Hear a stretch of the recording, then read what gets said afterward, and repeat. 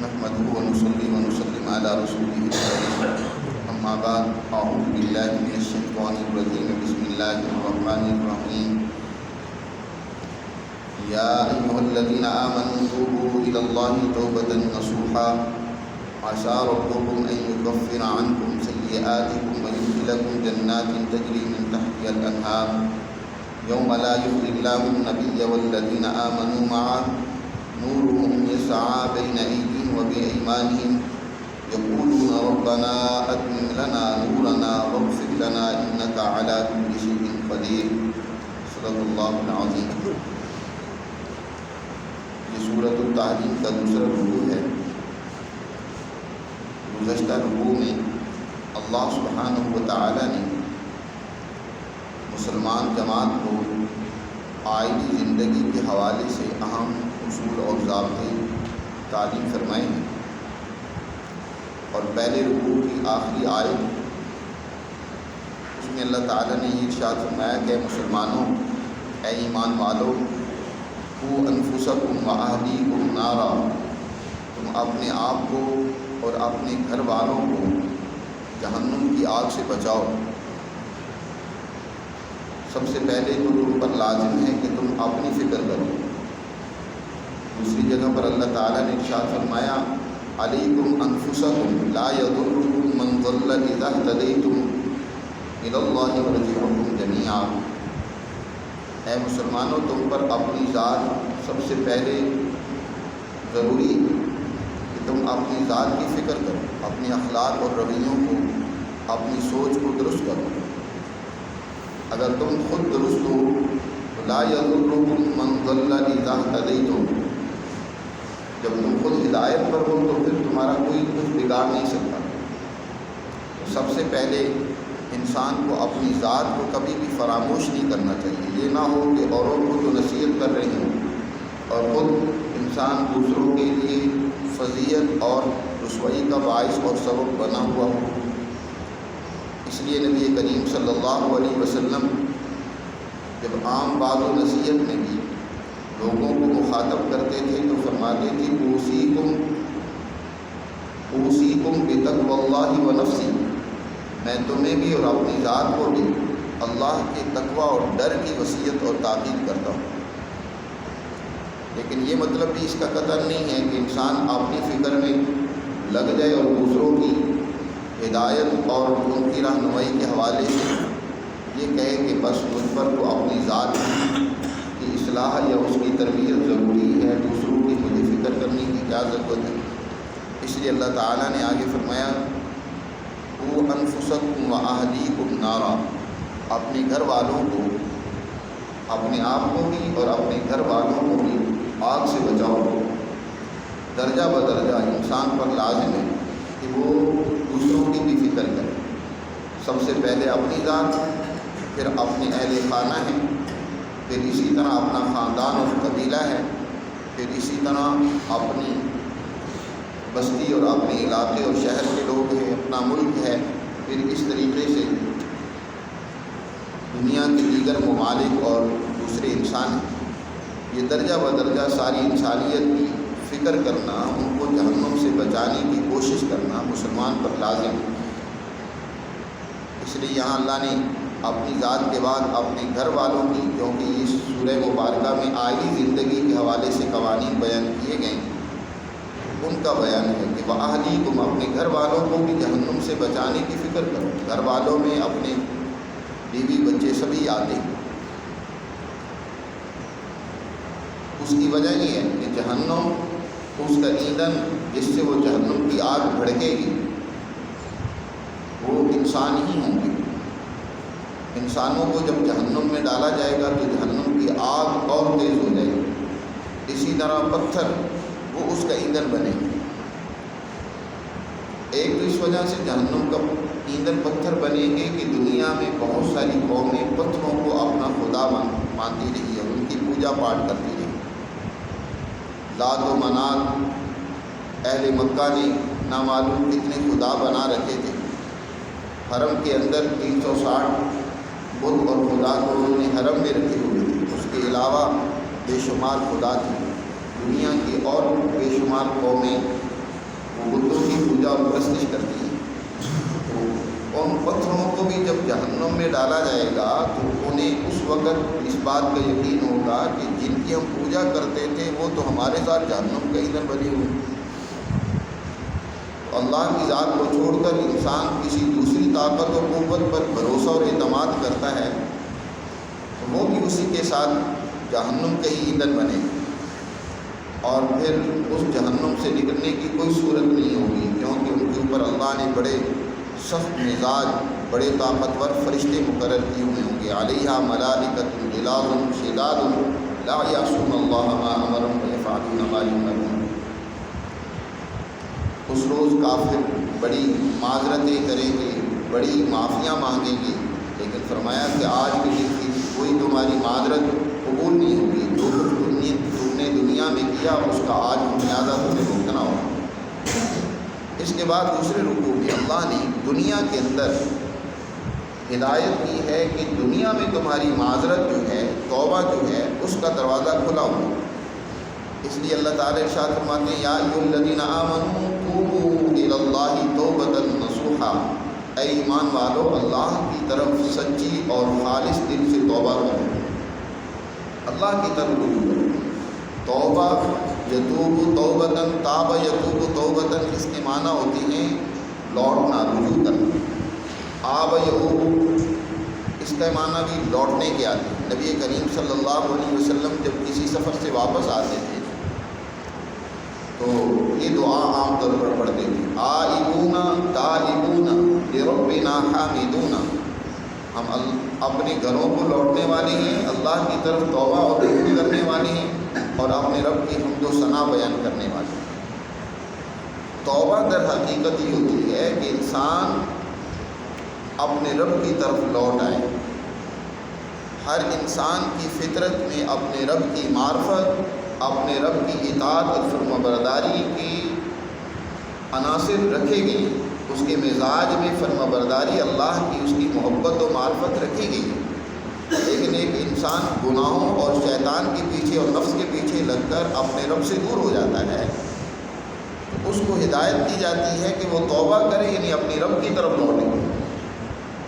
ہر انسان، ہر بچہ جو پیدا ہوتا ہے دنیا میں، کل مولود یولد علی الفطرہ، ہر بچہ سلامتی والی فطرت لے کر آتا ہے، لیکن ایک انسان اپنی اس فطرت کو چھوڑ کر غیر فطری راستوں کو جب اختیار کرتا ہے تو وہ اس کے لیے تباہی و بربادی کا باعث بن جاتا ہے۔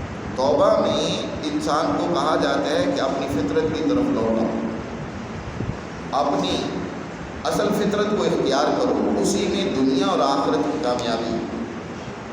توبہ کرنے والا اللہ کو انسان بڑا ہی پسند ہے۔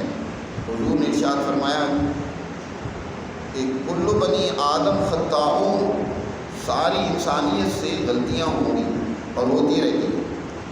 نبی کریم صلی اللہ علیہ وسلم کی ذات گرامی جو بہت بلند شان اور عظمت رکھنے والی ہے، آپ سے بھی خطائے اجتہادی ہوئی۔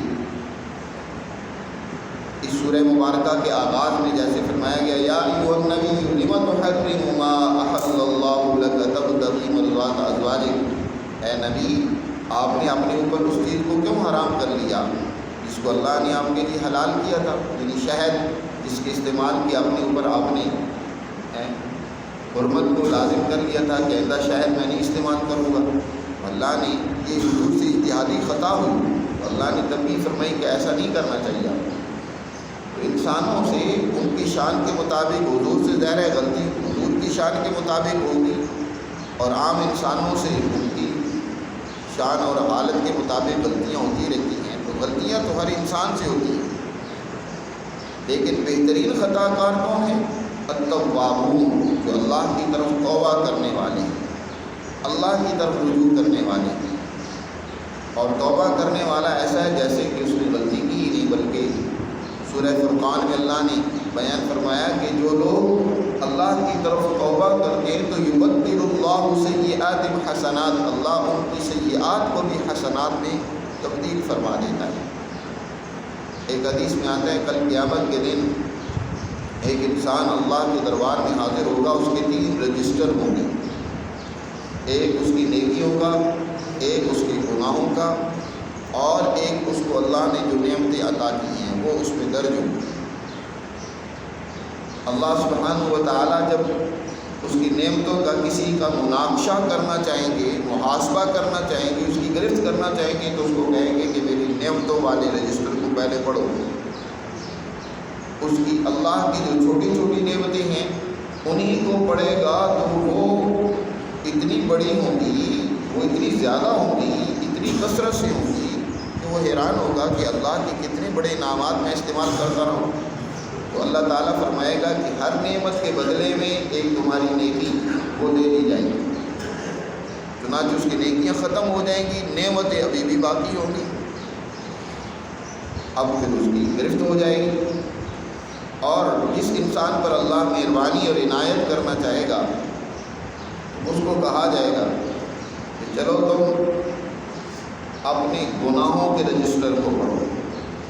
جب وہ گناہوں کے رجسٹر کو پڑھے گا تو جو بڑی بڑی بدیاں اور گناہ ہوں گی ان سے وہ نظر انداز کر کے چھوٹے چھوٹے گناہ پڑھتا رہے گا۔ یہ اللہ یہ میں نے گناہ کی اعتراف کرے گا۔ اللہ تعالیٰ فرمائے گا اچھا چل، میں نے جو نعمتیں کی وہ تو میں نے تجھے بخشی ہیں، آج میں تیرے اوپر مزید مہربانی یہ کروں گا کہ تیرے ہر گناہ کے بدلے میں تجھے ایک نیکی عطا کرتا ہوں۔ وہ بڑا خوش ہوگا اور کہے گا کہ یا اللہ یہ تو چھوٹے چھوٹے گناہ میں نے ابھی دیکھے ہیں، بڑے بڑے گناہ بھی اس میں موجود ہیں، ان کے بدلے میں اے اللہ تو مجھے نہیں نیکی دے گا۔ حضور نے جب یہ بات بیان فرمائی تو حدیث میں آتا ہے بدت حضور کی اتنی حضور مسکرائے کہ حضور کی دندان مبارک وہ ظاہر ہو گئے، نظر آنے لگے کہ ایک طرف تو یہ تھا کہ ان کو پڑھ ہی نہیں رہا تھا، اب جب ان کے بدلے میں نیکیاں ملنے لگی ہیں تو شور مچاتا ہے کہ نہیں میرے تک بڑے بڑے گناہ بھی موجود ہیں۔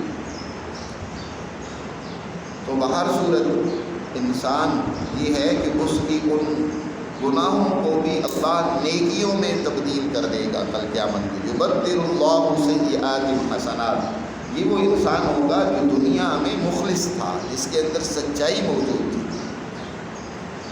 مخلص انسان سے بھی غلطیاں ہوتی ہیں لیکن ان کی غلطیوں سے نظر انداز کیا جاتا ہے۔ اللہ تعالیٰ نے یہاں بھی فرمایا اے ایمان والو اللہ کی طرف توبہ کرو توبۃ نصوحا، ایسی توبہ کرو جو سچی ہو۔ نصوحا اس کے ایک معنی آتے ہیں خیر خواہی کرنا، جیسے الدین النصیحہ، دین سراپا خیر خواہی سکھلاتا ہے انسان کو کہ اس کے اندر دوسروں کی ہمدردی ہو، دوسروں کے لیے خیر خواہی کے جذبات ہوں۔ تو دین نصیحت کا نام ہے، خیر خواہی کا نام ہے۔ اور نصیحت کے ایک معنی آتے ہیں سینے کے، جیسے کپڑا پھٹا ہوا ہوتا ہے تو اس کو سی کر اس کے درمیان خلا کو نقص کو ختم کر دیا جاتا ہے۔ تو نصوحہ توبہ نصوحہ یہ ہوگی کہ انسان غلطیاں اور گناہ کر کے جو اس نے اللہ اور اپنی ذات کے درمیان میں خلا پیدا کر دیا ہوتا ہے، وہ اللہ سے دور ہو چکا ہوتا ہے، اب سچی توبہ کرے، اللہ کی طرف رجوع کرے، توبہ نصوحہ کرے تاکہ اس کی اس خلا کو سیا جا سکے، پر کیا جا سکے۔ اللہ اس کی ان گناہوں کو نیکیوں میں تبدیل کر دے گا اور وہ خلا جو ہے درمیان میں بھر جائے گا۔ توبہ نصوحہ کا اللہ نے حکم دیا کہ سچی توبہ کرو، ایسی توبہ کرو جس کے نتیجے میں تمہارے گناہ وہ ختم ہو جائیں۔ ایسی توبہ وہ ہے جس کی کچھ شرائط ہیں، مثلا ایک تو جس گناہ پر توبہ کر رہا ہے اس کے اوپر ندامت ہو، شرمندگی ہو کہ میں نے یہ جرم کیا، بڑی غلطی کی، اپنے مالک کی نافرمانی کی، اور دوسرا آئندہ اس گناہ کو نہ کرنے کا عزم بھی ہو کہ آئندہ میں یہ گناہ نہیں کروں گا۔ اور تیسری شرط یہ ہے کہ اس کو فی الحال چھوڑ بھی دے، اس کے قریب نہ جائے، اس گناہ کو چھوڑ دے، گناہ کو چھوڑا ہوا نہیں ہے اور توبہ بھی کیے جا رہا ہے، اور پھر اللہ کے سامنے اپنی اس غلطی کا اعتراف بھی کرے، استغفار بھی کرے، معافی بھی مانگے۔ اور اگر اس گناہ کا تعلق حقوق العباد سے ہے تو جن بندوں کی حقوق کو اس نے تلف کیا ہے ان کے حقوق کو بھی ادا کرے، اس حق کو ادا کرنا بھی ضروری ہے، وگرنہ کل قیامت کے دن انسان جو دنیا میں دوسروں کے حقوق پر ڈاکہ ڈالتا ہے، اس کی ادائیگی نہیں کرتا، معافی تلافی نہیں کرتا، تو کل قیامت کے دن اس کی نیکیاں ان اہل حقوق کو دے دی جائیں گی۔ اگر پھر بھی حساب کتاب مکمل نہیں ہوگا تو اس کے گناہ ان حقوق والوں سے لے کر اس کے مزید گناہ بڑھ جائیں گے، بڑھا دیے جائیں گے، اہل حقوق کے گناہ بھی اس کے کھاتے میں ڈال دیے جائیں گے۔ اس لیے ضروری ہے کہ جن کی حق تلفی کی ہے ان کے حقوق کو بھی ادا کریں، ان سے معافی مانگیں اور ان کے ساتھ معاملہ درست کریں۔ فرمایا توبۃ نصوحا، اے ایمان والو اللہ کی طرف سچی توبہ کرو۔ عسیٰ ربکم ان یکفر عنکم سیئاتکم، امید ہے کہ تمہارا رب تم سے تمہارے گناہوں کو مٹا دے۔ عسیٰ کا لفظ امید کے لیے آتا ہے، یعنی جب تم سچی توبہ کرو تو پھر اس کی امید رکھنی چاہیے کہ تمہارا رب تمہاری غلطیوں کو مٹا دے گا، محو کر دے گا اور اس کی جگہ پہ نیکیاں لکھ دے گا۔ یہاں امید کا ذکر ہے، یاد رکھو ایمان امید اور خوف دونوں کے درمیان ہوتا ہے۔ یہ نہیں ہے کہ ایسا یقین کر کے بیٹھ جاؤ کہ اللہ کا ڈر ہی نہ ہو، ڈر پھر بھی رہنا چاہیے۔ سچی توبہ کرنے کے باوجود بھی انسان کو اللہ سے ڈرتے رہنا چاہیے کہ ہو سکتا ہے مالک میرے کسی گناہ اور غلطی پر پھر گرفت نہ کر لے۔ یہ نہیں کہ توبہ کر کے تم بے پرواہ اور غافل ہو جاؤ۔ عسیٰ ربکم، امید ہے کہ تمہارا رب ان یکفر عنکم، کفر یکفر یا تکفیر یا کفارہ، اس کا معنی ہوتا ہے چھپا دینا۔ کفارہ جو کسی گناہ اور غلطی پر ادا کیا جاتا ہے تو وہ بھی اس کی غلطی کو گویا چھپا دیتا ہے۔ کافر بھی وہ ہوتا ہے جو اللہ کے اس حکم کو، اس سچائی کو جس کو وہ نہیں مان رہا ہوتا، اسے چھپا رہا ہوتا ہے، اسے پسے پش ڈال رہا ہوتا ہے۔ تو اللہ تمہاری غلطیوں کو تم سے جو ہے وہ دور کر دے گا، چھپا دے گا۔ اور توبہ کی ایک علامت یاد رکھے یہ بھی ہوتی ہے، توبہ قبول ہو گئی، اس کی قبولیت کی ایک نشانی یہ بھی ہوتی ہے کہ انسان کو گناہوں سے نفرت ہو جاتی ہے، گناہوں کی طرف رغبت ختم ہو جاتی ہے، گویا کہ اللہ نے اس کو اپنی طرف قبول کر لیا۔ توبہ کا صلہ جب اعلیٰ آتا ہے تو اس کے معنی ہوتے ہیں قبول کرنے کے۔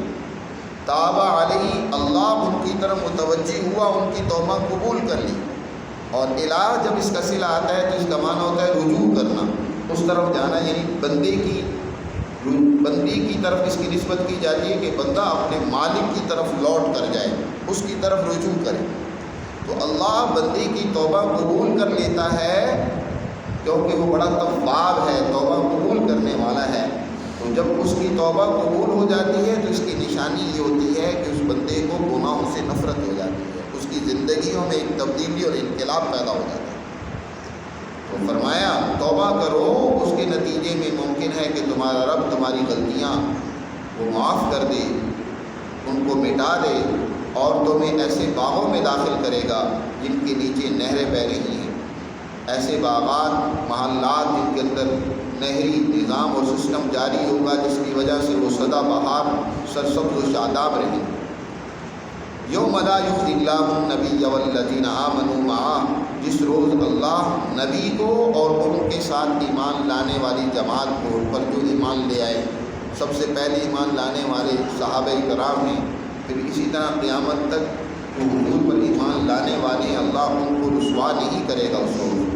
اس روز ان کے لیے اللہ نور ایک پیدا کرے گا، اس کی روشنی، اس دن تو انسانی اعمال کا ہی نور ہوگا، باقی چاند سورج یہ سسٹم سارا ختم ہو جائے گا۔ وہ نور یسعیٰ بین ایدیہم، وہ دوڑ رہا ہوگا، چل رہا ہوگا، ان کے آگے بھی، دائیں بھی، بائیں بھی، چاروں طرف نور ہی ان کے اعمال کا نور ہوگا۔ حضور نے ارشاد فرمایا کل قیامت کے دن جو انسانوں کا نور ہوگا ان کے اعمال کی بقدر، کسی کا نور تو صرف اتنا ہی ہوگا کہ جتنا اس کا سامنے کا فاصلہ ہوتا ہے، اور کسی کا نور بہت بڑا ہوگا، یہاں تک کہ حضور نے ارشاد فرمایا یہاں مدینہ سے لے کر صنعاء یمن تک جیسے فاصلہ ہے، یوں سمجھ لو جیسے کہ ایک ٹارچ ہوتی ہے، ایک موبائل کی روشنی ہے تو وہ تھوڑی سی ہوتی ہے، ایک بلب کی روشنی ہے، ایک اتنا بڑا کوئی گویا کہ بلب ہوگا کہ اس کی روشنی جو ہے وہ ہزاروں میل تک پہنچ رہی ہوگی۔ وہ جیسے انسان کے اعمال ہوں گے، جتنا اس میں خلوص اور سچائی اور ایمان ہوگا، اس کی بقدر اس کا نور ہوگا۔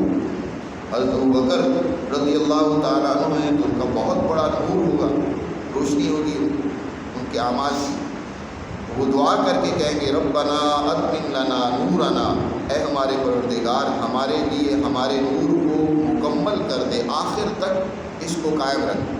منافق لوگوں کے سامنے بھی ابتدا نور ہوگا، لیکن ان کا نور بجھ جائے گا، پھر اندھیرے میں وہ ٹاواں ٹوئیاں ماریں گے، پکاریں گے۔ سورہ حدید میں تفصیل سے گزر چکا ہے کہ وہ ایمان والوں کو کہیں گے کہ روکیں، ہمیں بھی اپنی اس نور اور روشنی میں جنت میں لے جائیں، لیکن ان کے درمیان میں ایک دیوار حائل کر دی جائے گی۔